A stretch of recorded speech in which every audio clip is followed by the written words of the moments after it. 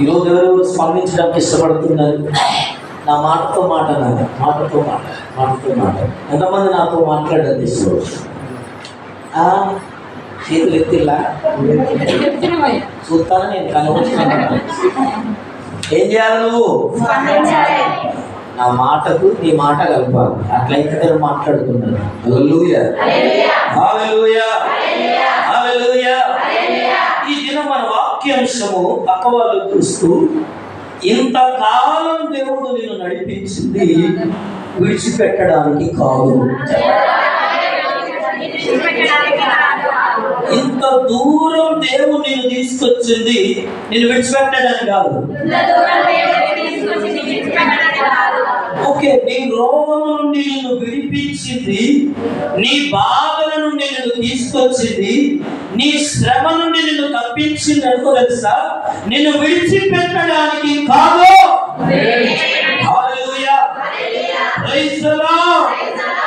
ఈ రోజు ప్రభునందు ప్రియులారా, ఇదిగో నువ్వు ఇంతకాలం దేవుడు ఎందుకు నడిపించాడు తెలుసా?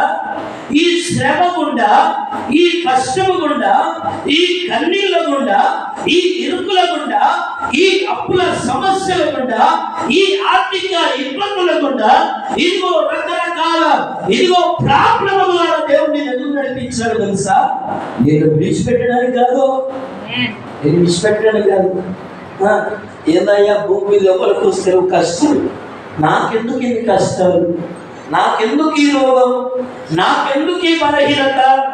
దేవుడే కనుక ఉంటే నాకెందుకయ్యా ఈ కష్టాలు? దేవుడే కనుక ఉంటే నాకే ఎందుకు ఈ సమస్య? భూమి మీద ఎంతో మంది ఉన్నారు, వాళ్ళందరూ హాయిగా ఉన్నారు కదా, వాళ్ళందరూ ఆరోగ్యంగా ఉన్నారు కదా, వాళ్ళందరూ సంతోషంగా ఉన్నారు కదా, నాకెందుకు వచ్చింది సమస్య? నాకెందుకు వచ్చింది ప్రాబ్లం? నా జీవితంలో నేను ఏం తప్పు చేశాను? నాకే ఎందుకు ఈ ప్రాబ్లం? ఈరోజు ఎవరున్నారు ఈ సమస్యతో? దేవుడు జ్ఞాపకం చేస్తున్నాడు. ఈరోజు ఏ సమస్యతో ఉన్నావు దేవుడు గుర్తు చేస్తున్నాడు. నీ సమస్యను చూసి బాధపడుతున్నావా? నీ రోగాన్ని చూసి బాధపడుతున్నావా? కన్నీళ్ళు విడుస్తున్నావా? నన్ను బాగు చేసేవారు ఎవరు లేరనుకుంటున్నావా? నాకు దిక్కెవరు లేరనుకుంటున్నావా? నాకెవరు లేరనుకుంటున్నావా? దేవుడితో మాట్లాడుతున్నాడు ఈ మధ్యాహ్నం ఉదయకాలం. నీ సమస్యలను, ఈ సమస్యలన్నిటిలో నిన్నెంతకాలం నేను ఎందుకు బతికిస్తున్నాను తెలుసా? నిన్ను విడిచిపెట్టడానికి కాదు, నేను విడిచిపెట్టడానికి కాదు. ఇంతకాలం ఎన్ని రోగాలు వచ్చినా, ఎన్ని కష్టాలు వచ్చినా, ఎన్ని బాధలు వచ్చినా, ఎన్ని వ్యాధులు వచ్చినా, ఎన్ని సమస్యలు వచ్చినా, ఎంతమంది ఎన్నన్నా ఇంకా పెట్టుకున్నానికి కాదని చెప్పనా? ఆయన నేను విడిచిపెట్టలేదు. కూర్చున్న వాదరుగా ఆయన విడిచిపెట్టడానికి కాదు. దేవుడు వాక్యం చదువుకున్నాం. నిర్గమకాండం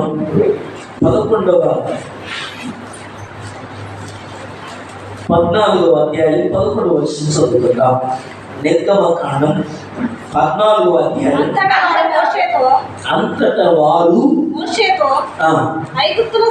మోషేతో ఐగుప్తులో సమాధులు లేవని ఈ అరణ్యములో చచ్చుటకు మమ్మల్ని రప్పించావాయా? అయ్యో, మేము ఐగుప్తులో ఎలా చావకపోతుంది? చూసారా, ఐగుప్తులో నుండి బయటికి రప్పించి మమ్మల్ని చేయుటయ్యేలా చూసారా? మా జోలికి రావద్దు, ఐగుప్తులకు దాసులమవుదుమని ఐగుప్తులో మేము నీతో చెప్పిన మాట ఇదే కదా. మేము ఈ అరణ్యమందు చచ్చుల కంటే ఐగుప్తులో దాసులమగుటయే మేలని చెప్పిరి. హల్లెలూయా. మాటలు ఎవరు చెప్తున్నారు? ఇశ్రాయేలు చెప్తున్నారు. అయ్యా నాకే చూడండి, తర్వాత వాక్యం చదువుతుంది. చూడండి ప్రభువుకు ప్రియమైన దేవుని బిడ్డలారా, ఇక్కడ ఇశ్రాయేలు ప్రజలు ఇదిగో మోషేతో అంటున్నారు. ఏమన్నా తెలుసా? అమ్మ నిద్రపోదు వింటున్నాను. ఏమంటున్నాను తెలుసా? ఇదిగో అంతలో వారు మోషేతో, ఇశ్రాయేలు ప్రజలు ఎక్కడుండేదమ్మా? వాళ్ళ ఎక్కడుండేదమ్మా? నలభైలా ఎక్కడుండేది వాళ్ళు? ఐగుప్తులో ఉండేది. ఏం చేసేది వాళ్ళు? ఏం చేసేది? ఏ పని చేసేది? మట్టి పని, కీలు పని, దాసత్వం, బానిసత్వం. ఈ ఇశ్రాయేలు ఐగుప్తులో ఫరో రాజు కింద పనిచేసేవాళ్ళు. బానిసలుగా బ్రతికేది. ఎలా బ్రతికేది?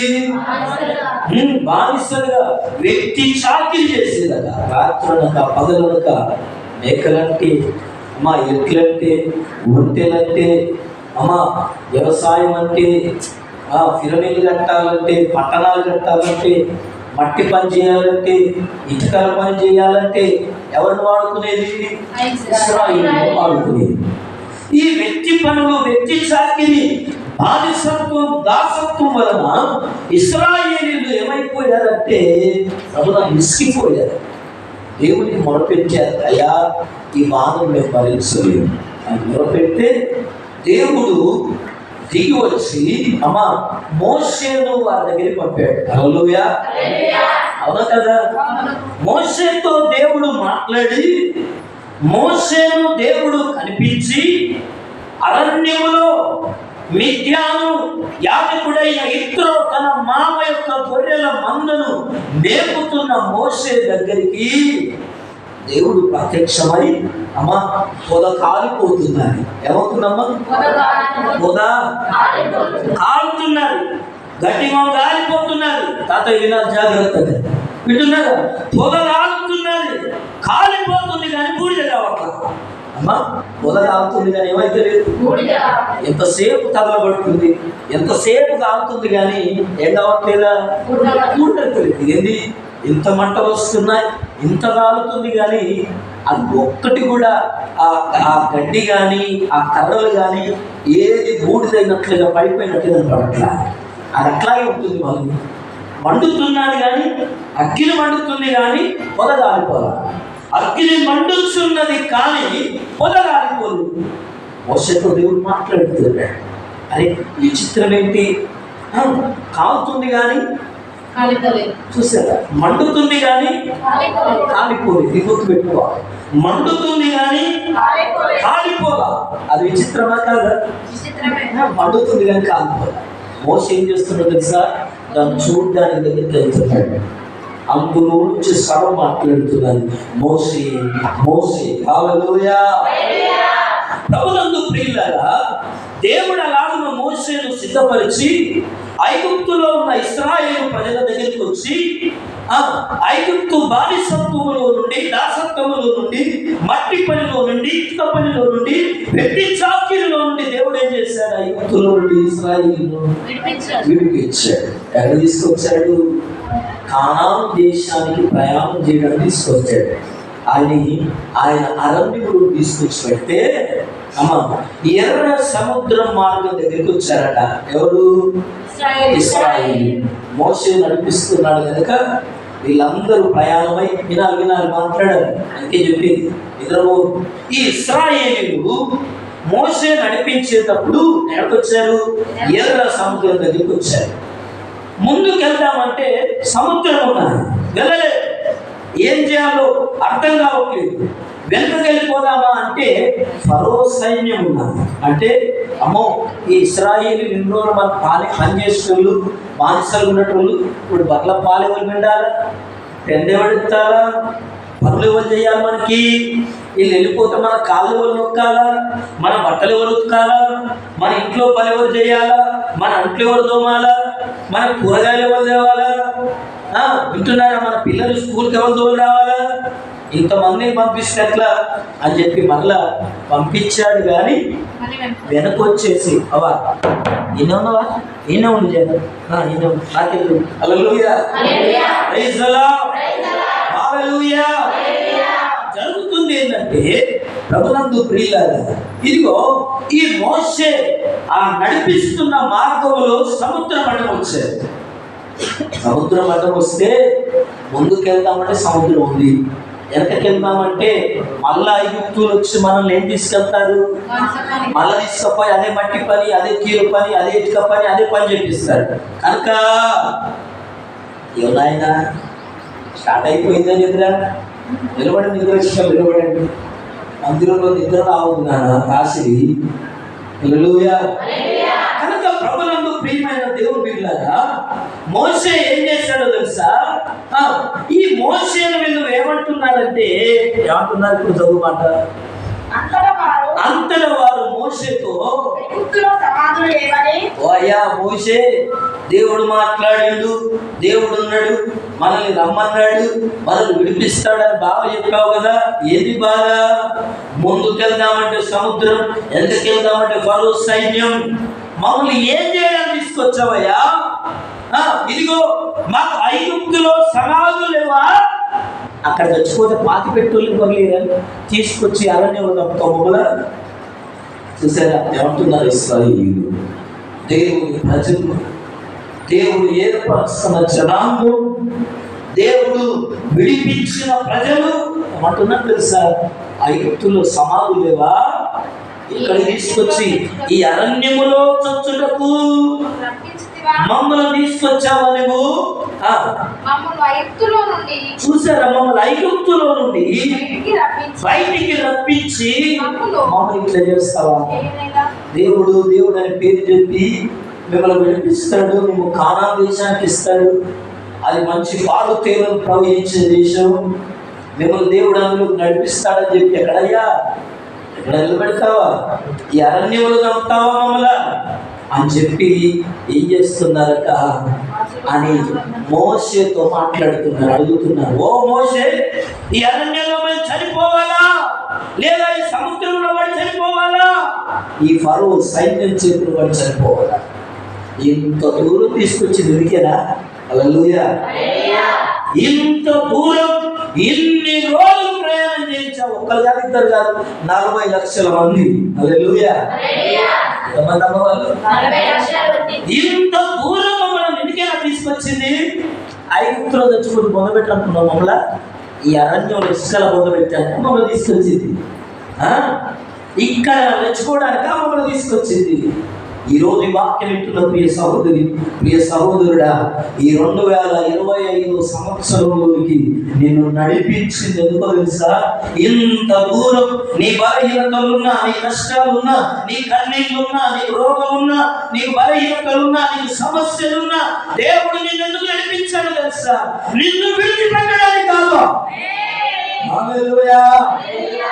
పౌలు సంఘాలే చెప్తున్నారు, వీరు విడిచిపెట్టడం కాదు, ఎంత దూరం తీసుకొచ్చిన దేవుడు ఇక్కడ చంపడానికి తీసుకొచ్చింది, ఎంత దూరం తీసుకొచ్చింది నేను నాశనం చేయడానికి కాదు, నేను ఎంత దూరం తీసుకొచ్చింది నువ్వు చనిపోవడానికి కాదు. అయ్యా దేవుని నమ్ముకున్నావు, నేను చచ్చిపోగలేమయ్యా, చచ్చిపోయడానికా నువ్వు దేవుని నమ్ముకున్నది?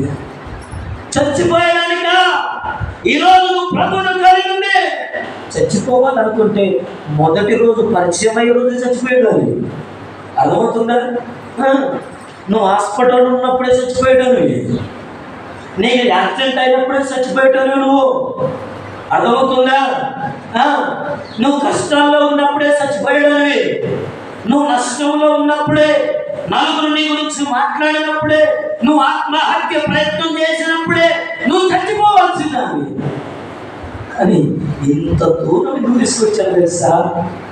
చచ్చిపోవడానికా? కాదు, ఆయన విడిచిపెట్టడానికి కాదట. హల్లెలూయా. ఇశ్రాయేలు ప్రజలను ఐగుప్తులో నుండి అమ్మా ఇదిగో ఈ కానాను దేశానికి నడిపించే ఆ సమయంలో మోషేతో ఇశ్రాయేలు ప్రజలు అంటున్నారు, అయ్యా ఇంత దూరం తీసుకొచ్చి మమ్మల్ని ఇక్కడ చంపేస్తావా? ఇక్కడ చచ్చిపోదామే, ఈ ఎండలో ఇసుకలో ఆకలి లేక నీళ్లు లేక అక్కడ ఉంటేనేమో ఫరో మాకు అన్నం పెట్టేది పని చేస్తే. అదవుతుంది ఎక్కడ ఉంటే? ఐగుప్తులో ఉంటే ఆడ పని చేసుకుంటే ఫరో మాకు భోజనం పెట్టేది, ఫరో మాకు బట్టలు ఇచ్చేది, ఫరో మాకు చెప్పులు ఇచ్చేది, ఫరో మాకు ఇల్లు కట్టించేది, ఫరో మా పిల్లలకు చదువు చెప్పేది, మాకు అన్ని కావలసినవన్నీ ఎవరు చూసుకునేది? మాకు కరెంట్ ఇచ్చేది ఫరో, మాకు అన్నం పెట్టేది ఫరో, మాకు బాకి ఇచ్చేది ఫరో. హల్లెలూయా. మమ్మల్ని ఇంకా చచ్చిపోవడానికి అయ్యా తీసుకొచ్చింది. మరి ఎందుకు తీసుకొచ్చావు? ఈ అరణ్యంలో చనిపోవాలా మేము అని చెప్తే మోషే అంటున్నాడు, అయ్యో ఇశ్రాయేలులారా, మిమ్మల్ని ఇంత దూరం దేవుడు తీసుకొచ్చింది చచ్చిపోవడానికి కాదు. హల్లెలూయా. నిన్నెంత దూరం దేవుడు నీ త్రాగుబోతుతనం నుండి, వింటున్నారా, నీ వేశ్యతనం నుండి, నీ వ్యభిచారం నుండి, నీ పాపము నుండి, నీ రోగము నుండి, నీ నష్టం నుండి దేవుడు విడిపించింది. ఇంత దూరం నేను తీసుకొచ్చినప్పుడు తెలుసా, ఇక్కడ అడ్డపోటు చచ్చిపోయాడు కాదు. హల్లెలూయా. అర్థమవుతుందా? విడిపించడానికి ప్రభునందు ప్రియులారా, విడిచిపెట్టడానికి కాదు. హల్లెలూయా. విడిచిపెట్టడానికి. అందుకోసమే ప్రభునందు ప్రియ సహోదరులారా, ఇది నా వాక్యం వింటున్నా ప్రియమైన దేవుడు బిడ్డలారా, దేవుడు ఈరోజు నేను ఎంత దూరం తీసుకొచ్చాడు. ఇప్పుడు ఆ ప్రారంభ దినాల్లోనే నేను ఏం భక్తున్నా అనుకున్నాను, నాకేమో కదా ఉద్యోగం వస్తుందో అనుకున్నాను, నేనేం బాగుపడుతానో అనుకున్నాను, నా జీవితం ఏమైపోతుందో అనుకున్నాను, నా బతుకు ఎట్లా అవుతుందో, నా పిల్లలు ఎట్లనో, నా భర్త ఎట్లనో, నా భార్య ఎట్లనో, నా కుటుంబం ఎట్లనో, నా పరిస్థితులు ఎట్లనో, నా అప్పులు ఎట్లనో, నేను ఏమవుతానో, నేను బతుకునా పడలేక అనుకున్నా. కానీ ఇంత దూరం దేవుడు ఎందుకు తీసుకొచ్చాడు సార్? నేను విడిచిపెట్టడానికి కాదు. హల్లెలూయా. నేను విడిచిపెట్టడానికి కాదే కాదు. గుర్తుపెట్టుకోదు, నేను విడిచిపెట్టడానికి కాదు.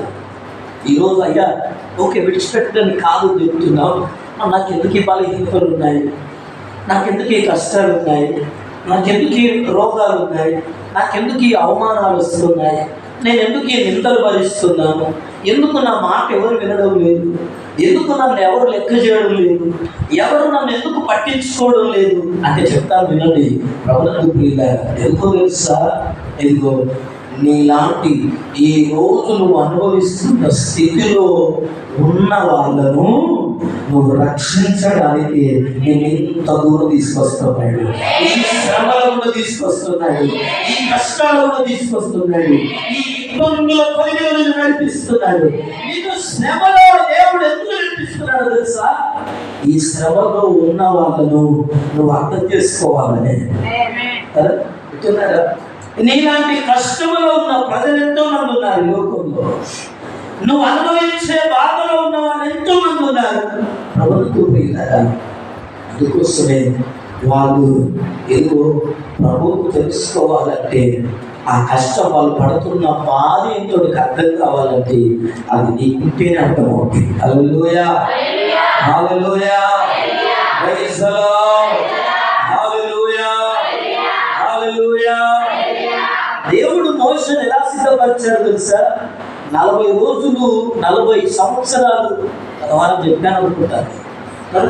ఐగుప్తుల ఫరో రాజులో పెరిగాడు. పోతీఫర్ ప్రభునందు ప్రియులారా, రాజకుమార్తె యొక్క కుమారుడిగా పెరిగాడు. విలువిద్యలు నేర్చుకున్నాడు. ఏ డోకా లేదు, మంచి గుడ్డు, మంచి విలువిద్యలు, మంచి బాడీ, ప్రభునందు ప్రియులారా అన్ని నేర్చుకున్నాడు. మిగతా 40 ఏళ్ళు దేవుడు తీసుకెళ్ళి ఎక్కడికి తెలుసా? నీకు బాధలు ఏంటో అర్థం కావాలి. ఇశ్రాయేలు బానిసత్వం అంటే ఏంటో, వాళ్ళు ఎలా దాసత్వం చేస్తున్నారో, వాళ్ళు ఎలాంటి బాధలు, నెట్టూర్పు అంటే ఏంటో, ఏడుపు అంటే ఏంటో, దుఃఖం అంటే ఏందో, బాధ అంటే ఏందో, ఎండ అంటే ఏందో, నీరు అంటే ఏందో, వెలుగు అంటే ఏందో, చీకటి అంటే ఏందో నీకు అర్థం కావాలని మోషేను 40 సంవత్సరాల అరణ్యంలో పెట్టాడు. హల్లెలూయా. అరణ్యంలో తిప్పాడు. మోషే మామ అయిన ఇత్రోను గొర్రెల మందలు లేపాడు రాత్రి పగలు. అప్పుడు ఇదిగో మోషే కన్యార్థమైపోయాయి. ఎండ ఇలా ఉంటారా? నీకు ఆ బాధ రాకపోతే ఎదుటి బాధను అర్థం చేసుకోలేదు. అర్థమవుతుందా? నీ కష్టం రాకపోతే ఎదుటోళ్ళ కష్టం నీకు అర్థం కాదు, చెప్తే ఏమైనా చేసుకోవు, నవ్వుతావు నువ్వు. హల్లెలూయా. దేవుడు ఎందుకు శ్రమను అనుమతిస్తాడు, కష్టాలు ఎందుకు అనుమతిస్తాడు, నేను ఈ మార్గం ఎందుకు నడిపిస్తాడంటే, ప్రభునందు ప్రియులారా, ఇలాంటి బాధలు ఉన్న వాళ్ళు ఎలా ఉంటారో నీకు అనుభవం అయి ఉండాలా. హల్లెలూయా. నీకు తెలిసి ఉండాలా. హల్లెలూయా. అప్పుడే నువ్వు ప్రార్థన చేయగలుగుతావు, అప్పుడే నువ్వు మోకరించగలుగుతావు, అప్పుడే నువ్వు కన్నీరు గార్చగలుగుతావు, అప్పుడే బాధని కలుగుతావు. అందుకోసమే దేవుడు ప్రభునందు ప్రియులారా, నిన్ను ఇంతకాలం ఇంత దూరం నేను తీసుకొచ్చింది ఎందుకంటే, ఎందుకు తెలుసా, నేను విడిచిపెట్టడానికి కాలు గుర్తుపెట్టుకోవాలి. Hallelujah. Hallelujah. Hallelujah. Praise the Lord. Hallelujah. దావీదు ఎక్కడో గొర్రెలు మేపుకుంటున్నాడు. అరణ్యంలో చిన్నవాడు. దావీదు ఎలాంటి వాడు? చిన్నవాడు. చిన్నతనం వయసులోనే గొర్రెలు మేపుకుంటున్నాడు. అరణ్యములో, ఎడారులో, మనుషులు ఎవరు తిరగని కారడవిలో, చీకటి అడవిలో గొర్రెల మందలను వేపుకుంటున్న దావీదును దేవుడు చూసి, వింటున్నారా, నువ్వు ఇక్కడ ఉండడం నాకు ఇష్టం లేదు అన్నాడు దావీదు. హల్లెలూయా. నువ్వు గొర్రెల దగ్గర, నువ్వు అరణ్యములో, నువ్వు ఎడారిలో, నువ్వు ఒంటరి ఉండడం దేవుడికి ఇష్టం లేదు. అందుకే దేవుడు ఏం చేస్తాడు తెలుసా, దావీదునంట ఎక్కడ తీసుకొచ్చాడు తెలుసా, గొర్రెల దొడ్డిలో నుండి ఎక్కడ తీసుకొచ్చాడు, సింహాసనం తీసుకొచ్చాడు, రాజ్యాధికారులు తీసుకొచ్చాడు, రాజుగా నిలబెట్టాడు. హల్లెలూయా. హల్లెలూయా. ఎందుకు మాటలు చెప్తున్నారండి? ఒక దినాన దావీదు అంటాడు, నా దేవా, నా దేవా, నన్ను ఎలా చేయించావు, నన్ను ఎందుకు మర్చిపోయావు? 22వ కీర్తన 6వ వచనంలో దేవుని వాక్యం అంటుంది, ప్రభునందు ప్రియులారా, తర్వాత చదువుకుందాం. దావీదు అంటున్నాడు, అయ్యా నేను ఇలా ఉండడానికి, అయ్యా నన్ను ఈ స్థాయి తీసుకురావడానికి నేను ఎంతవాడిని చూసారా, నీ హస్తము నా మీద ఎందుకు వచ్చావు, నీ కృపను నా మీద ఎందుకు వచ్చావయ్యా, నన్ను ఎందుకు నువ్వు మర్చిపోలేదయ్యా. ఎక్కడో ఉండేవాడిని, నా తల్లిదండ్రులు కూడా నన్ను ఏమన్నాడు కదా, ఏ పనికిరాడు, ఏ బాగుపడలేడు, వీరు బతుకుదాడే అనుకున్నాడు. హల్లెలూయా. నరలేదా? తల్లిదండ్రులు పేరు చెప్పుకోవడానికి సిగ్గుపడ్డారు. కొంతమంది పిల్లల విషయంలో తల్లిదండ్రులు పేరు చెప్పుకోవడానికి ఏమవుతుంది, సిగ్గుపడతారు. దావీదు విషయంలో సిగ్గుపడ్డారు. ఒకవేళ నీ తల్లిదండ్రులు నీ గురించి చెప్పుకోవడానికి వాళ్ళకు నామిషన్ అనిపిస్తుందేమో. ఒకవేళ ఉన్నావా ఈ సహోదరి, ఈ సహోదరుడా, దేవుడు ఈ దినం నీ కొరకే మాట్లాడుతున్నాడు. తల్లిదండ్రులు విడిచిపెట్టిన వాడు ఉన్నావా? ఈరోజు దేవుడు వాక్యం చెప్తున్నాను, నీ కుటుంబం నేను వదిలేసిన వాడి ఉన్నావా? నీకు ఆరోగ్యం లేవని, నువ్వు సంపాదించడం లేదని, నీ అని వారందరూ నేను పక్కన పెట్టేదేమో. దేవుడు వాక్యం జ్ఞాపకం చేస్తున్నాను. దావీదు అంటున్నాడు, అయ్యా నన్ను ఇంత దూరం తీసుకొచ్చావయ్యా, నేను ఎక్కడో అరణ్యంలో ఎడారిలో ఉన్నాను, ఇంత దూరం తీసుకొచ్చావు, నేనేమైపోతానేమో అయ్యా అంటే దేవుడు అంటాడు, నువ్వు ఏమో అయిపోవడానికి కాదు నేను తీసుకొచ్చింది. హల్లెలూయా. ఇంత దూరం నీ కాలు నొప్పి ఉన్నా నేను పట్టుకొచ్చినప్పుడు తెలుసా, నీకు నడుము నొప్పి ఉన్నా నేను పట్టుకొచ్చినప్పుడు తెలుసా, నువ్వు నడవలేకపోయినా, హల్లెలూయా, నీకు చాపలేకపోయినా, నీకు కూర్చునే శక్తి లేకపోయినా, నిలబడే శక్తి లేకపోయినా, నీ ఆరోగ్యం నీకు సహకరించకపోయినా, దేవుడు ఇంత దూరం ఇంత కాలం ఈ రోజు నేను నడిపించేందుకు తెలుసా, నేను విడిచిపెట్టగా. హల్లెలూయా. హల్లెలూయా. నందు ప్రియుల జ్ఞాపకం చేస్తాను, వినండి, ముగింపులో తీసుకొస్తాయి. దేవుడు అబ్రహాముతో 100 ఏళ్ల వయసులో మాట్లాడాడు. వారు వర్తమానం అవుతుంది అనుకుంటారు. అబ్రహాముకి 100 సంవత్సరాలు, శారమ్మకి 90 సంవత్సరాలు. కరెక్టేనా? మంచోళ్ళే మీరు ఉంటారు. మంచోళ్ళు అవుతున్నారు. మంచోళ్ళు అవుతున్నారా? అవుతున్నారా? శారమ్మకు 90 ఏళ్ళు, అబ్రహాంకి నిండా 100 ఏళ్ళు. ముసలోళ్ళు ఇద్దరు. దేవుడు వాగ్దానం చేశాడు, పిల్లలు ఇస్తానన్నాడు. 100 సంవత్సరానికి అబ్రహాంకు పిల్లలు ఇచ్చాడు. ఇచ్చాడా లేదా? కొడుకునిచ్చాడు. ఇచ్చిన తర్వాత 14 నుంచి 16 సంవత్సరాల లోపు ఉన్నాడు కొడుకు ఇస్సాకు. ఓకే, ఎంతున్నాడు? 14 నుంచి 16 సంవత్సరాల లోపు ఉన్నాడు. ఎవరొస్తుంది? టీనేజ్లో ఉన్నాడు. దేవుడు ఒక రోజు అంటున్నాడు, అబ్రహామా అనగానే అప్పుడు ఎప్పుడో దేవుడు మాట్లాడు సరళపడుతుంది అని చెప్పి ఆ గుడిసెలో నుంచి గుడారం నుంచి బయటకు వచ్చేసి, అయ్యా అయ్యా చెప్పయ్యా అంటే, నీకు ఒక్కడై ఉన్న కుమారుడు ఉన్నాడే ఇస్సాకు, మోరియా పర్వతం మీద నాకు బలి కల్పించు అన్నాడు. హల్లెలూయా. ఎవరన్నారు ఈ మాట? దేవుడు చెప్పాడు. ఎవరితో చెప్పాడు? వాగ్దానం చేసింది ఎవరికి? హల్లెలూయా. Praise the Lord. ఎవరికి వాగ్దానం ఇస్తాడో వాళ్ళకి చెప్తాడు. నువ్వు ప్రార్థన చేసి చెప్తాడు దేవుడు. ఆయనకేం చెప్తాడు? భారమేమో నీది, భక్తి ఏమో నీది ఆయన చెప్తాడు. అబ్బా వినటంలోకి చెప్తాడా? దేవుడు వినటంలో చెప్తాడా? హల్లెలూయా. అర్థం చేసుకో. అబ్రహాము అంటున్నాడు, నీకు ఒక్కడై ఉన్న కుమారుడు లేక లేక ముసలితనములో వృద్ధాప్యములో. చాలా మంది చెప్తే చచ్చిపోయేది లేక మా ముసలి ఊసిపోయేటట్టుందని అంట. అయినా కొడుకును కన్నదట. హల్లెలూయా. కొడుకు 14 సంవత్సరాలు అయ్యాడు. దేవుడు అంటున్నాడు, నీకు ఒక్కడై ఉన్న కుమారుణ్ణి నేను నీకు చూపించు, పర్వతములలో ఒక పర్వతం మీద నాకు బలిగా అర్పించు అన్నాడు. మోరియా దేశంలో ఒక పర్వతం ఉంది. మోరియా పర్వతం కాదు, అదవుతుందండి. బైబిల్ చదివేటప్పుడు అర్థం చేసుకోండి. 22వ అధ్యాయం 4-22వ అధ్యాయం మొదటి నుంచి ఆ మాటలు మనకు కనపడతాయి. మోరియా దేశంలో ఒక పర్వతం మీద అది బలి అర్పించమంటే మోషే పొద్దుగా లేచాడు, 4 గంటల నిద్ర శ్రమించాడు. అబ్రహాం 4 గంటల నిద్ర పట్టాలిగా. దేవుడు ఏమన్నాడు? నీ కొడుకుని తీసుకొచ్చి నాకు బలి అర్పి అన్నాడు. హల్లెలూయా. అనగానే ఆ రాత్రి నిద్ర పట్టలేదు. 4 అయిపోయింది. 10 ఇచ్చాడు.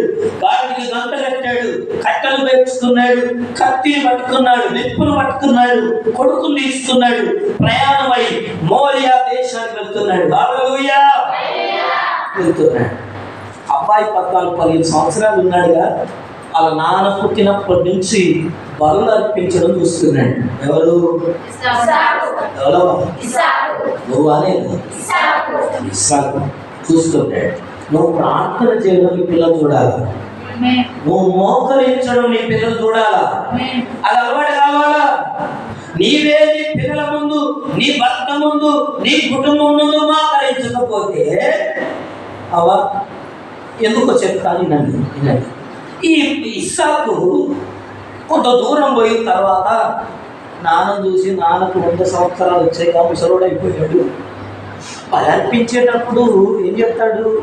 కట్టెలు ఉంటాయి, కత్తి ఉంటుంది, నిప్పు ఉంటుంది, బలి పశువు ఉంటుంది.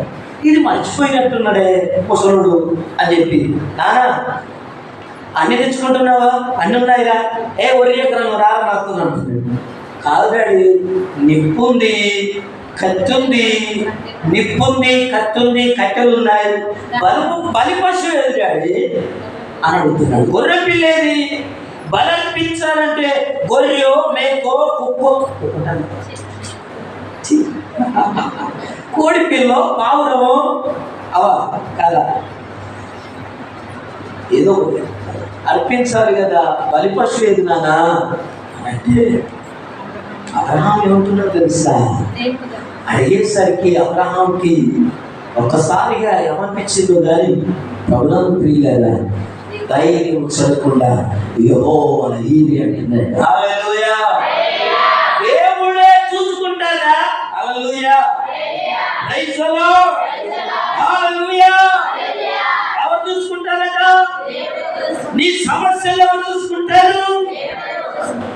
చెప్తున్నాను. నీ కష్టాలు ఎవరు చూసుకుంటారు? నీ కన్నీళ్ళని ఎవరు చూసుకుంటారు? నీ పరిస్థితులు ఎవరు చూసుకుంటారు? అట్టున్నా, నిప్పున్నా, అవసరాలున్నా, సౌకర్యాలున్నా, చదువున్నా, నీకు ఎందుకు ఉద్యోగం రావట్లేదు? వయసు వచ్చిన, అందం ఉన్నా, పెళ్లి సంబంధం ఎందుకు రావట్లేదు? నిప్పుంది, కట్టెలున్నాయి, కత్తి ఉంది, బరుపశు ఏది అని అడిగితే ప్రభునందు ప్రియులారా, తండ్రి అంటున్నాడు, అబ్రహాము అంటున్నాడు, రే కట్టెలు ఉన్నాయి, నిప్పు ఉన్నాయి, కత్తులు కట్టి అని. ఇదిగో ఈ బలిపశువును ఎవరు చూసుకుంటారట? యెహోవా ఈరే. హల్లెలూయా. ఈ రోజు నీ జీవితంలో జరగని ఏమైనా, నువ్వు పొందుకోలేనిది ఏదైనా, అది కష్టమైనా, కరువైనా, అప్పుల సమస్య అయినా, ఆర్థిక ఇబ్బందమైన, రోగమైన, వ్యాధైనా, ఉద్యోగమైన, వ్యాపారమైన, నువ్వు పొందుకోలేనిది యెహోవా ఈరే, దేవుడే చూచుకొనును. చిన్న పైసా అబ్రహాము అంటున్నాడు, దేవుడు చూసుకుంటారా? తీసుకెళ్ళాడు ప్రభుత్వం.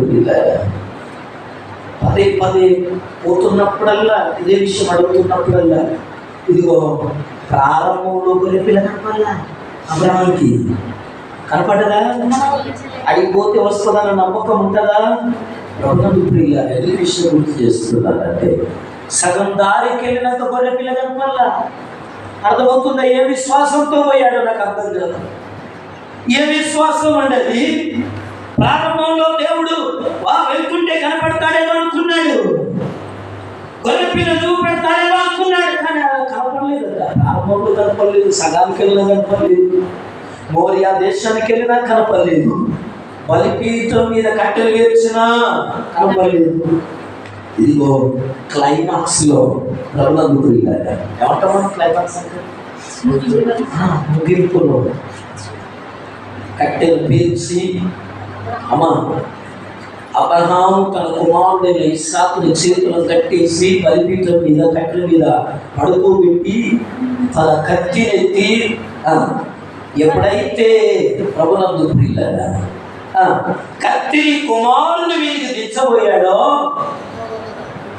కానాను నుండి మోయాబు దేశానికి ఎంత దూరం తీసుకొచ్చింది చంపడానిక. హల్లెలూయా. Praise the Lord. ఇంత దూరం కత్తిని, నిప్పును, కట్టెలను, బలి పశువును, ప్రభునందు ప్రియులారా, నీ కుమారుని నాకు ఇయ్యడానికి వెలుదీయలేదు. హల్లెలూయా. చూసారా? ఇంత దూరం తీసుకొచ్చింది, ఇంత కాలం నేను నడిపించింది. లేక నీకు కొడుకునిచ్చిన నాకు బలిపడానికి కాదు. హల్లెలూయా. నాకు అప్పగించడానికి కాదు, విడిచిపెట్టడానికి కానే కాదు. అతని వాగ్దాన పుత్రుడు, అతని ద్వారా ఈ లోకము దీవించబడబోతున్నారు, రాక్షసులు రాబోతున్నారు, రాజులు రాబోతున్నారు అని చెప్పాడు కదా దేవుడు. ఇసుక రేణుల వలె నీ సంతానం అవుతుంది అన్నాడు, ఆకాశ నక్షత్రముల వలె నీ సంతానం అవుతుంది అన్నాడు. ప్రభునందు ప్రియులారా, ఇంత దూరం అబ్రహామును దేవుడు నడిపించింది ఇస్సాకును బలించడానికి కాదు. ఈరోజు నువ్వు వెళ్తున్న కష్టాల గుండా, నష్టాల గుండా, రోగాల గుండా, వ్యాధుల గుండా, సమస్యల గుండా, పరిస్థితుల గుండా, ఎవరు అర్థం కాని పరిస్థితులు, ప్రభునందు ప్రియులారా, ఏమీ లేని స్థితి, ఎవరు లేని స్థితి గుండా దేవుడు నడిపించేందుకు తెలుసా, నిన్ను విడిచిపెట్టడానికి కాదు, నీ బ్రతుకులో మరొక మలుపు తిప్పడానికి. నీ జీవితంలో మరొక కోణంలో దేవుడిని తీసుకోవడానికి, మరొక ప్రభునందు ప్రియులారా జీవితాన్ని నీకు పరిచయం చేయడానికి దేవుడు మరొక కోణంలో తీసుకెళ్తాడు. నిన్ను మరొక ఆశీర్వాదంలోకి, నీకంటూ మరొక జీవితం ఉన్నది చూపెట్టడానికి నేను ఈ కష్టాలు కూడా తీసుకొచ్చేది, నేను ఈ వ్యాధులు కూడా నడిపించేది. అర్థమవుతుందా? ఈ రోజు నువ్వు ఎదుర్కొంటున్న ప్రతి స్థితి, ప్రతి కష్టం, ప్రతి దుఃఖం, ప్రతి బాధ, ప్రతి కన్నీరు, ఎందుకు నా కన్నీరు అనుకోకు, బాధపడకు, వేదన పడకు, దేవుని మీద విశ్వాసము, దేవుని మీద ప్రభునందు ప్రియులారా విశ్వాసం లేకుండా బ్రతకకు. ఇంత దూరం, ఇంత కాలం ఎన్ని కష్టాలు వచ్చినా నేను ఎందుకు నడిపిస్తాడు తెలుసా? నీ బ్రతుకును మార్చడానికి, నిన్ను మలుపు తిప్పడానికి. నీ జీవితం ఇది కాదు, ఇంకోటి ఉంది, ఇంకో రకంగా ఉండగలుగుతావని ఈ లోకానికి చూపించడానికి మరొక కోణంలోకి దేవుడిని తీసుకుపోతున్నాడు. మరొక ప్రభునందు ప్రియులారా, నీ జీవితంలో మరొక జీవితం అంటున్నారా? నువ్వు ఇలా అందుకోసం దావీదును నువ్వు ఇలా కాదు నాన్న బతికేది. ఎక్కడ? ఎండలో, ఎడారిలో, అడవిలో, గొర్రెల మధ్య కాదు, మనుషుల మధ్యలో బతకాల్సింది. అంటున్నారా? రాజుల మధ్యలో బతకాల్సింది, అధికారుల మధ్యలో బతకాల్సింది, ఎంతో మంది ప్రజలను పరిపాలన చేసే వ్యక్తి నువ్వు. దేవుని ఉద్దేశం అది. అర్థమవుతుందా? ఇంతకాలం దేవుడు నన్ను నడిపించింది ఎందుకు అర్థం చేసుకో. ఈరోజు ఉన్న కష్టాలు చూసి కష్టం, అబ్బా ఇంకెన్ని రోజులు కష్టం, ఎంతకాలం ఈ బాధ అంటే ఈ బాధలు ఉన్న వాళ్ళని చూసి ఎన్నిసార్లు తిరిగేది నువ్వు. ఊరికే దేవుడు దేవుడు అని చెప్తే ఎప్పటికీ ఇదే నాకు ఇచ్చేయదు, ఎప్పటికీ నాకు ఇదే నాకు ఇచ్చేది. ఎంతమంది ఏం క్రియలేదు? ఎవరైనా బాధ చెప్తే ఎన్నిసార్లు అవ్వలేదు నువ్వు? ఎన్నిసార్లు హేళన చేయలేదు నువ్వు? ఎవరన్నా కష్టం చెప్పుకుంటే ఎన్నిసార్లు నందు ప్రియులారా నువ్వు అవమానపరచలేదు, వాళ్ళను దుఃఖపెట్టలేదు నువ్వు వాళ్ళను. ఈరోజు నువ్వు ఎదుర్కొంటున్న శ్రమ ప్రభునందు ప్రియులారా సరిపోవడానికి కాదు, గుర్తుపెట్టుకో. విడిచిపెట్టడానికి కాదు, గుర్తుపెట్టుకో. నువ్వు అలాగే ఉండిపోవడానికి కాదు, నువ్వు ఈ స్థితిలోనే అలాగే మంచం మీద ఉండడానికి కాదు, గుర్తుపెట్టుకో. చేరుకు పరిమితం అవడానికి కాదు, గుర్తుపెట్టుకో.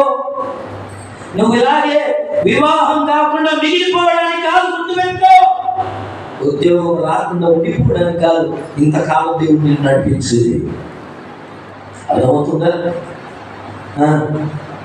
నా పిల్లలు ఎట్లను, నా భర్త ఎట్లను, నా కుటుంబం ఎట్లను, ఇంతకాలం దేవుడు నిన్ను ఎన్నో ఒడిదుడుకులు, ఎన్నో కష్టాలు, ఎన్నో ఇబ్బందులు, ఎంతో మంది ఎన్ని అనుకున్నా, ఎన్ని రకాలు మాట్లాడినా, ఎన్ని రకాలు దూషించినా, ఎన్ని రకాలుగా ప్రభునందు ప్రియులారా బాధలు ఎదుర్కొన్న, అవమానాలు ఎదుర్కొన్న, రోగాలు ఎదుర్కొన్న, లేవలేకపోయినా, కష్టపడినా ఇంత దూరం దేవుడిని నడిపించినందుకో తెలుసా? నీకు మరొక జీవితాన్ని ఇవ్వబోతున్నాడు. మరొక జీవితం, కొత్త జీవితాన్ని ఇవ్వడానికి. నీ జీవితంలో మరొక మలుపు ఉందమ్మా, నీకు టర్నింగ్ ఉంది. హల్లెలూయా! నీ జీవితం ఆశీర్వాదంగా మారబోతున్నాడు. దేవుడు నిన్ను దీవించబోతున్నాడు. దేవుడు నిన్ను నిలబెట్టబోతున్నాడు. దేవుడు నిన్ను వాడుకోబోతున్నాడు. దేవుడు నీ స్థితిని మార్చబోతున్నాడు. దేవుడు నీ పరిస్థితిని మార్చబోతున్నాడు. నీ కష్టాలను తొలగించబోతున్నాడు. నీ శ్రమలను నిన్ను విడిపించబోతున్నాడు.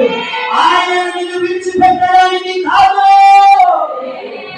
ఎవరు ఎత్తడానికి, నిన్ను బలపరచడానికి మాట్లాడుతున్నాడు. నిన్ను బాగు చేయడానికి నీతో మాట్లాడుతున్నాడు. ఒకనొక దినాన ప్రభునందు సహోదరి సహోదరుడా, కోయంబత్తూరులో ఒక మంచి దైవజనుడు, ఆత్మీయుడు సేవ చేస్తున్నాడు. శుక్రవారం, శనివారం, ఆదివారం ఉపవాస ప్రార్థనలు మందిరంలో చేస్తాడు. సోమ, మంగళ, బుధవారాల్లో ఆ సంఘములో ఉన్న యవనస్తులను, యవనరాములు తీసుకొని ఒక ఏరియాకి వెళ్ళిపోయి, అది రెడ్ లైట్ ఏరియా అంటే చాలా మంది స్త్రీలు వ్యభిచారం చేసే గృహాలవి, వేశ్యలుగా మారి తమ శరీరాలను అమ్ముకుంటున్న ఆ వీధిలోనికి యవనస్తులను తీసుకెళ్ళి, యవనరాములను తీసుకెళ్ళి కరపత్రికలు ఇచ్చి వాళ్ళ సువార్త చెప్పండి అమ్మా, నేను సేవకులుగా నేను రాలేదు అక్కడికి అని అమ్మాయిని పంపించేవాడట. అక్కడికి వెళ్ళి వాళ్ళ గృహం తిరుగుతూ ఆ వేశ్యల దగ్గరికి, ఆ శరీరాన్ని నమ్ముకుని డబ్బు సంపాదించే ఆ స్త్రీలను చూసి వాళ్ళకి కరపత్రికలు ఇచ్చి, అక్క దేవుడు నమ్ముకో, దేవుడు నిన్ను బాగు చేస్తాడు, నిన్ను దీవిస్తాడక్క అని చెప్పేవాడట.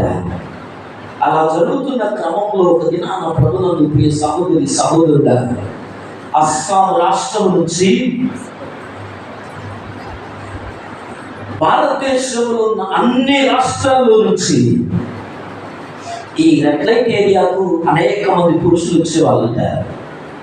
అంటే ఇక్కడున్న స్త్రీలతో పాపం చేయడానికి, డబ్బులు ఇవ్వడానికి పలు రాష్ట్రాల నుండి, పలు దేశాల్లో నుండి అనేకులు వచ్చి గడిపేవారట. ఒకరోజు ఒక యవనస్తురాలు అస్సాం రాష్ట్రం నుంచి ఈ వృత్తికి తేబడ్డాలి. అంటే వేశ్యగా, వ్యభిచారిగా బ్రతకడానికి తన యవన కాలాన్ని కుటుంబ పరిస్థితులను బట్టి ఆమె అమ్మి వేయబడితే ఈ రెడ్ లైట్ ఏరియాలో ఆమె వ్యభిచారం చేస్తూ ఉన్నాయి. ఒకరోజు ఒక సహోదరి, అంటే ఈ పాస్టర్లు తీసుకెళ్తారు కదా ప్రతి సోమవారం మంగళవారం మొదటం వాళ్ళ కరపత్రికలు ఇవ్వడానికి, సువార్త చెప్పడానికి, ఈ అస్సాం నుండి వచ్చిన ఈ సహోదరికి ఈమె పత్రికలు ఇస్తూ, సిస్టర్ యేసు ప్రభు నమ్ముకోమా, దేవుడిని బాగు చేస్తాడు, దేవుడిని భవిష్యత్తు ఇస్తాడు అని చెప్పి ఇలా వచ్చినప్పుడల్లా మాట్లాడుతుంది కనుక క్లోజ్ అయిపోయింది. ఈ అస్సాం స్త్రీ ఏమనొస్తుంది క్లోజ్ అయినప్పుడు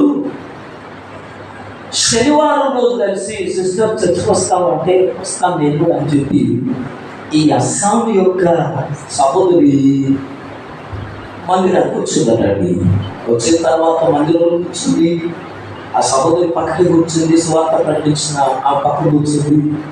ఈ పాస్టర్ గారు వాక్యం చెప్తున్నాడు, ప్రార్థన అయిపోయింది. తిరిగి వెళ్ళిపోయేటప్పుడు ఆమెకి ఏమర్థమైంది అని చెప్తారట. ఒకటి చప్పట్లు కొట్టడం, రెండవది హల్లెలూయా చెప్పడం, మూడవది యేసయ్యా. ఈ మూడే అర్థమయ్యాయి. యవనస్తురాలకి ఏమర్థమైందమ్మా? ఆ చర్చికి పోయాది కదా ఫస్ట్ టైం, ఏమర్థమైంది? చెప్పడం, హల్లెలూయా చెప్పడం, యేసయ్యా అని అర్థమైంది. వెళ్ళిపోయింది. ఇంటికి వెళ్ళిపోయి మళ్ళా అంటే అస్సాంకి అక్కడికి వెళ్ళిపోయి కోయంబత్తూరుకి వెళ్ళిపోయి చదివించాలి. కోయంబత్తూరు రెడ్ లైట్కి ఏరియాకి వెళ్ళిపోయింది. అలాంటి జీవితమే గడుపుతున్నప్పుడు ఆ రాత్రి ఎందుకో నేను తప్పు చేస్తున్నాను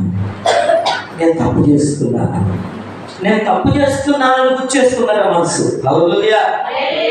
పదే పదే పదే పదే రాత్రి పగళ్ళు ఆమె చేసే వృత్తిని బట్టి నువ్వు తప్పు చేస్తున్నావు, నువ్వు పొరపాటు చేస్తున్నావు అని గుర్చేసుకున్నారు హృదయంలో. ఈ కరపత్రిక ఇచ్చిన సిస్టర్ ఉందే, సిస్టర్ నువ్వు చర్చకు వచ్చావు కదా నిన్న, ఎట్లా అనిపించిందంటే, ఏంటమ్మా ఏ గుడికి వెళ్ళినా, ఏ స్థలానికి వెళ్ళినా, ఏ మందిరానికి వెళ్ళినా కొద్దిగా మనసు ప్రశాంతంగా అనిపిస్తుంది, కానీ నీ చర్చకు వస్తేంటి నా మనసులో నువ్వు తప్పు చేస్తున్నావు అని గుర్చుకుంటుంది నాకు. నేను చర్చకు రాను, నేను తప్పు చేస్తున్నావు అని చెప్తుంది నాకు, నేను రాను అన్నది కదా. అయ్యో అట్లాంటి ఎట్లా సిస్టర్ అని చెప్పి అనుకున్నదట. అయ్యో నేను ఇబ్బంది పెడుతున్నాను, సర్లే వదిలేదా అనుకుని మళ్ళా శనివారం రోజు సాయంకాలం ఫోన్ చేసి, సిస్టర్ రేపు సండే కదా చర్చకు వస్తావా అంటే వస్తాను అన్నారట. హల్లెలూయా. ఈ రెండో వారం కూడా ఆదివారం చర్చకు వచ్చేది, ప్రార్థనలోకి వచ్చింది. ఏమర్థమైందంటే, ఏమన్నా ఒక చప్పట్లు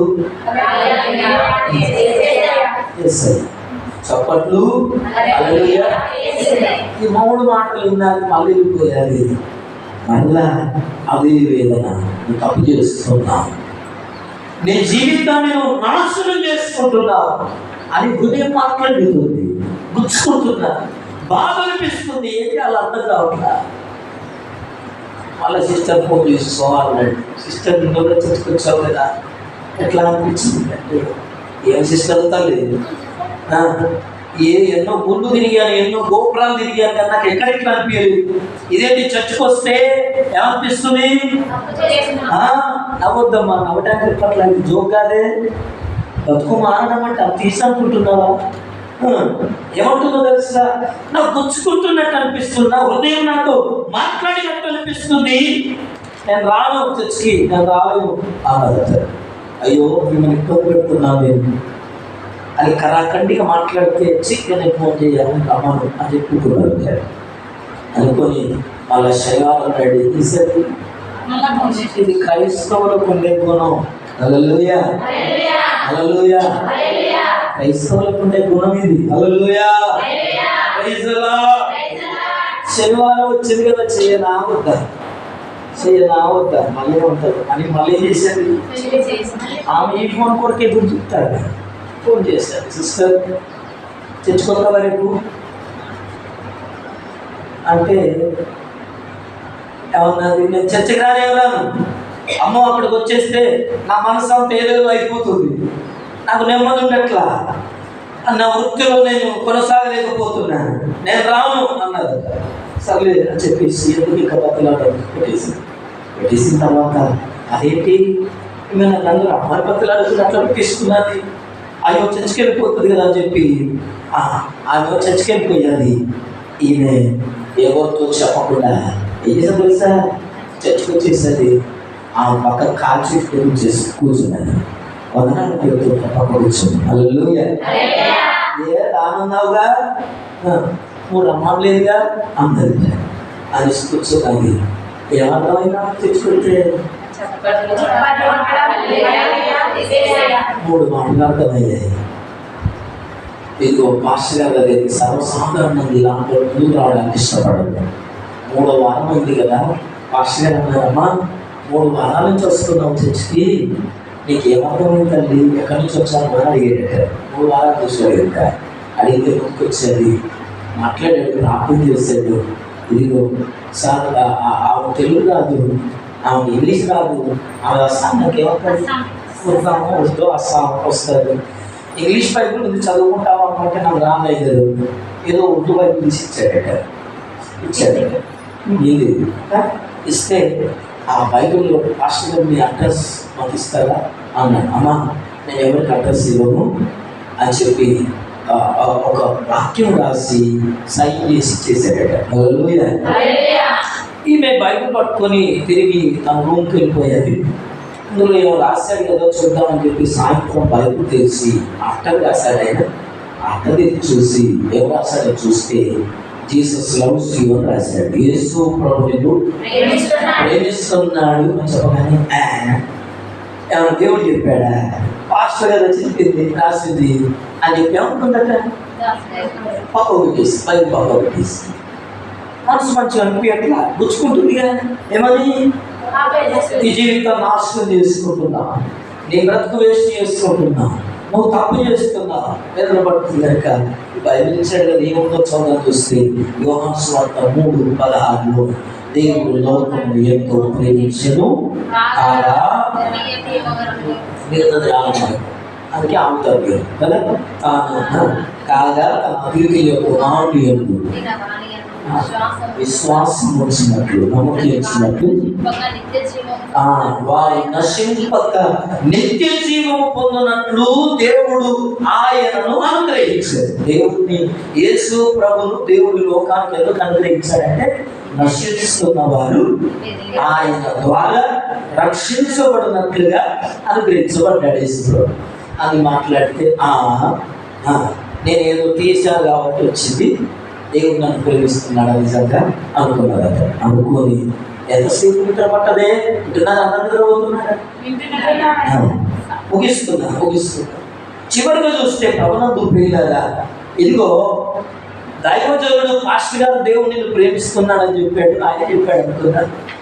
బైబిల్ తెలిస్తే వాక్యం అదే చెప్పింది. ఇవి నిద్ర పట్టట్లా, మనసు మంచిగా అనిపించట్లా, నెమ్మది లేదు బ్రతుకులో అనుకుంటుంది.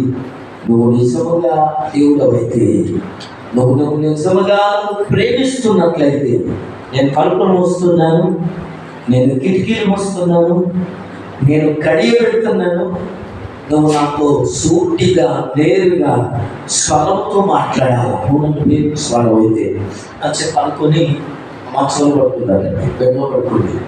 తలుపులు మూసేసాది, కిటికీలు మూసేసాది, గడియలు పెట్టిస్తున్నది, ఎవరు లోతు రాకుండా ఎట్లా వస్తాడు అన్నట్లుగా ప్రభునందు ప్రియులారా, ఏ మాత్రం విశ్వాసం లేకుండా నీవు నన్ను ప్రేమించేవాడు అయితే నువ్వు నాతో మాట్లాడి స్వరం ద్వారా నాకు వినబడాలన్నారు. అకస్మాత్తుగా ఆ ఇంటిలోనికి గొప్ప వెలుగు వచ్చాయి. హల్లెలూయా. గొప్ప వెలుగు వచ్చాడు.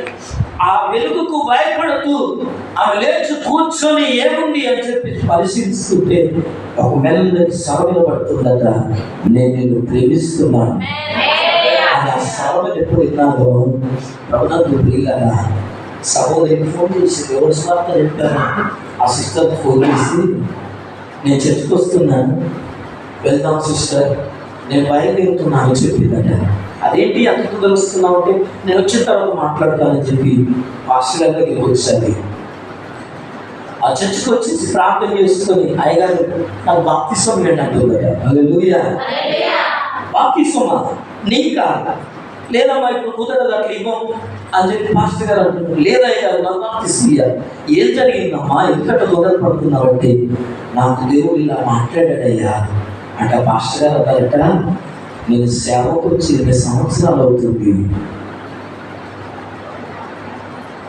బైబిల్ చదివిన ప్రతిసారి అపోస్తలుడైన పౌలుతో దేవుడు వెలుగుతో మాట్లాడడం చూశాను.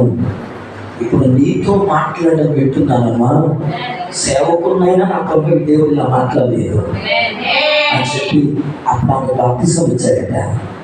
బాప్తిసం ఇస్తే ఆమె ఆ ముట్టిని నానేసుకుని, అయ్యా నేను మా రాష్ట్రానికి వెళ్ళిపోతున్నాను, అస్సాంకి వెళ్ళిపోతాను, మా తల్లిదండ్రుల దగ్గరికి వెళ్ళిపోతాను. నేను ఇక్కడ ఉంటే నాకు ఇదే బానిసత్వంలో, ఇదే లూపిలో ఏమంటాం, ఇదే ఈ బతుకులను బతకాల్సి వస్తుందయ్యా, నేను బతుకులు మార్చుకున్నాను, నేను వెళ్ళిపోతానంటే పాస్టర్ గారు ప్రార్థన చేసి పంపించాడట. అస్సాం బయలుదేరికి వెళ్ళిపోయాను. తల్లిదండ్రులు చూశారు, ఏమమ్మా ఎప్పుడేమో అన్నారు. మొదలు ఇచ్చారు, ఇదిగో ఇంట్లో కూర్చున్నది, 1 రోజు అవుతుంది, 2 రోజులు అవుతుంది, ఇంకా బయలుదేరట్లేదు ఏంటి?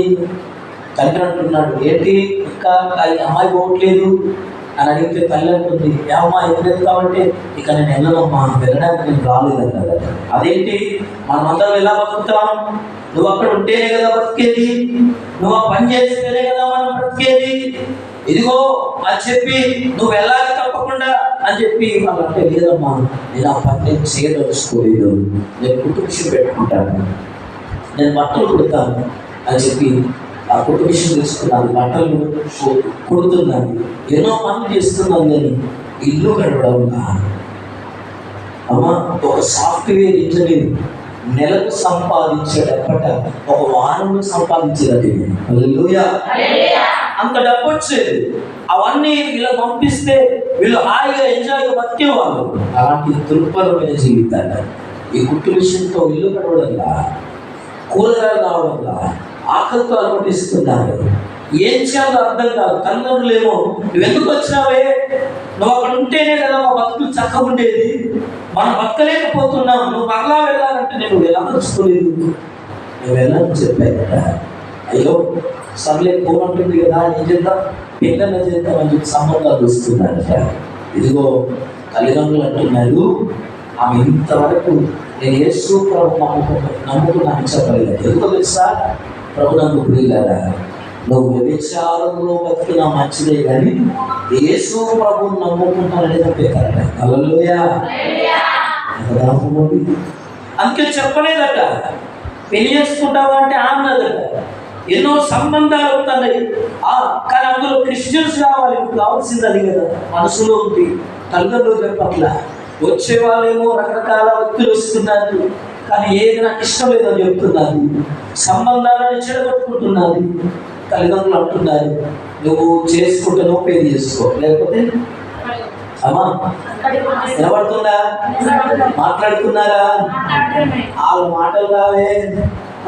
ఏం చేశాడు, బతుకునేమో పెళ్లి చేసుకో, లేదంటే అక్కడికి వెళ్ళి అంతే. ఎక్కువ మాటలు ఇవ్వాలి కదా అని చెప్తే, రేపు ఒక సంబంధం వస్తుంది, ఇది ఫైనల్ అని చెప్తున్నారట. నాకేం చాలా అర్థం కాదు. పాస్టర్ గారికి ఫోన్ చేసింది, సార్ అయ్యా నాకు ప్రార్థన చేయలేదు, నా పరిస్థితి అడుగుతుంది, నా తల్లిదండ్రులు పెళ్లి చేసుకోమంటున్నారు, వాళ్ళేమో రకరకాల హైట్ వాళ్ళు వస్తున్నారయ్యా, నేను ప్రభు బిడ్డను కదా, నేను ఎట్లా చేసుకోవాలి అంటే పాస్టర్ గారు అన్నారట, ప్రార్థన చేసి ఏం చెప్పలేదు. అర్థమవుతుందా? ఏ డెసిజన్ చెప్పలేదు.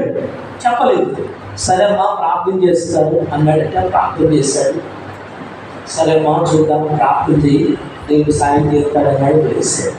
తర్వాత ఆ పాస్టర్ గారు ప్రార్థన చేస్తూ, ఏవా ఆమె చీకటి బ్రతుకులో వెలుగు నింపిన దేవుడు ఆమె బ్రతుకులు బాగు చేయడం ప్రార్థన చేశాడు. హల్లెలూయా. ఎట్టకేలకు ఆ తెల్లారి ఆ సంబంధం వచ్చేది, చూశారు, అబ్బాయి ఇష్టపడ్డాడు.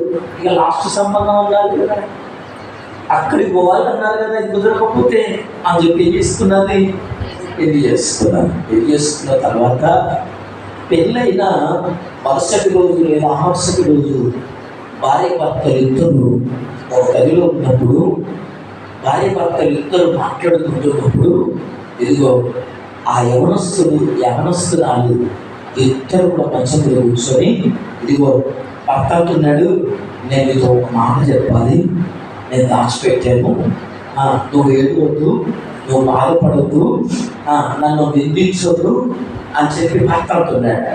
ఏమంటుంది, అయ్యా నేను కూడా ఒక మాట చెప్పాలి నీతో, నేను కూడా ఒక మాట చెప్పాలనుంది, మీరు కూడా బాధపడద్దు, మీరు కూడా ఏం చేయొద్దు, ఏడవద్దు, నిందించొద్దు అయ్యా, నేను కూడా ఒక మాట చెప్తానంటే, ఎట్లయినా భర్త కదా, అయ్యా మీరు ముందు చెప్పండి అన్నారట. అంటే ఆయన చెప్తూ అంటున్నాడు, నా తల్లిదండ్రులకు నేను ఎవ్వరికి తెలవకుండా నేను క్రైస్తవుని చెప్పాను. ఆమె మోకాల మీద అమ్మ పడిపోయి ఏడుస్తూ బాధపడుతూ అంటున్నది, అయ్యో నిన్ను ఏడవద్దు అన్నాను కదా భర్త అంటున్నాడు, అయ్యో నువ్వు ఇట్లా కొట్టుకోవద్దు కదా, అయ్యో నువ్వు ఏడవద్దు అని చెప్పాను కదా, బాధపడవద్దు అన్నాను కదా, అది కాదండి నేను ఎందుకు ఏడుస్తున్నాను నీకు అర్థం కాదు అని చెప్పి ఏడుస్తూ అందట. నేను కూడా మీకు చెప్పాలనుకున్నాను కదా, ఏంటో తెలుసా, నేను కూడా నా తల్లిదండ్రులకు ఎవరికి తెలుగుని ప్రభు నమ్ముకున్నాను. ఆ ఇద్దరి ప్రస్తావ రాష్ట్రంలో సేవకురాలండి, నిజంగా జరిగిన సంగతి కోయపడుతున్నా ప్రార్థన చేసుకున్నాం. అతను కలవచ్చు. ఈ మధ్యాహ్నం ఆయన సన్నిధికి వచ్చిన ప్రియ సహోదరుడా, ఇంతకాలం